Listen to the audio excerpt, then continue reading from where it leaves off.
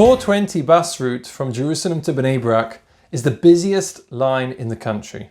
And there's no time which is busier than a Motzei Shabbat. As soon as Shabbos goes out, families are queuing at the bus stop in Bnei Brak in order to get home to Jerusalem as it's already late at night. One particular Motzei Shabbos, the bus stop was as full as ever. Men, women and children were standing eagerly awaiting the bus that was due to arrive in a couple of minutes. The time came for the bus to arrive, but there was no bus. The time came for the next bus, and still no bus had arrived. By this time there were probably about 100 people standing at this bus stop waiting. Suddenly a bus pulls up, but it wasn't the 420 to Jerusalem, it was the 210 that was going to the city of Ashdod. One solitary passenger gets on the bus and takes his seat. One of the people who was waiting at the bus stop asks the driver, "Please, can you change your number? Please, can you just take us to Jerusalem? Look at all of these people who are waiting at the bus stop for ages. No buses have come.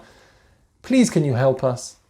The bus driver looks at him, he shakes his head, he says, "I'm so sorry, but I'm contracted to work for the Egged company. I can't just change my number. This is the Ashdod line. I can't just go to Jerusalem." And the passenger pleads with him and he says, "But please, you don't understand. There's young children here. There's 100 people waiting at this bus stop. They'll be so happy if you allow them to get home to Jerusalem. If you could just do it this one time, please." The bus driver looks at them and he sighs. He says, "Okay." He says, "Tell them I'll do them a special favor this one time and I'll go to Jerusalem for all of them." The passenger announces it and everyone at the bus stop is delighted. They get on the bus and they take their seats. The solitary passenger who was going to Ashdod walks up to the bus driver and he says, "Look, I understand why you did this. I don't mind. There's 100 people here who need to get to Jerusalem and that's fine. But I don't understand how you were able to just change your line. You said you're contracted to go to Ashdod. How could you just change and go to Jerusalem?" The bus driver smiles. He says to him, "Really, the number on my bus was the 420. But I knew that if I arrived so late at the bus stop, I'd have 100 grumpy passengers sitting at the back because I had been late for their journey. Now look," and he turns around and there's 100 people smiling back at him. Everything in life depends on our perspective. If we view our Judaism as a set of restrictions and rules, then that's how we'll feel. It will suffocate us. Whereas if we view being Jewish as something that empowers us, then all of those rules and regulations become something that we can achieve, we can fulfill with great joy and happiness.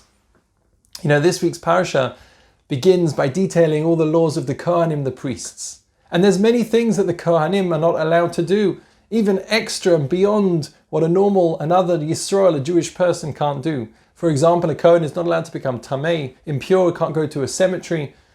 A Kohen is not allowed to marry a Gerusha, a divorcee. Rav Moshe Feinstein points out something very interesting. This parasha begins with the phrase, "Vayomer Hashem el Moshe." Hashem spoke to Moshe. Vayomer is the term which is used when the Torah is describing a gentle saying, something which comes easy, something which is joyous possibly. Whereas when the Torah is describing something which is harsh, justice, then the Torah uses the word Vayedaber Hashem el Moshe. Says Rav Moshe Feinstein, since the Torah is about to detail all the extra restrictions of the Kohanim, of the priests, surely it should have used the word Vayedaber, the word for strict justice, not Vayomer. Answers Rav Moshe Feinstein that the Kohanim, the priests, are the leaders of the Jewish people. Their goal and their purpose is to inspire others. If they view all of their extra laws as a set of restrictions, as a set of rules which confine them, then of course they won't be able to inspire anyone.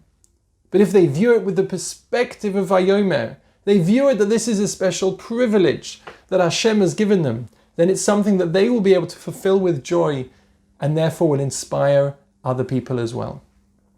As we go into another Shabbos, sitting alone in our homes with lots of time to spend with our families, let's have that perspective on our Shabbos. Let's have that perspective on our Judaism.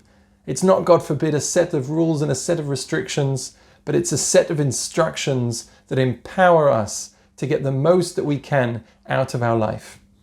Good Shabbos and keep healthy.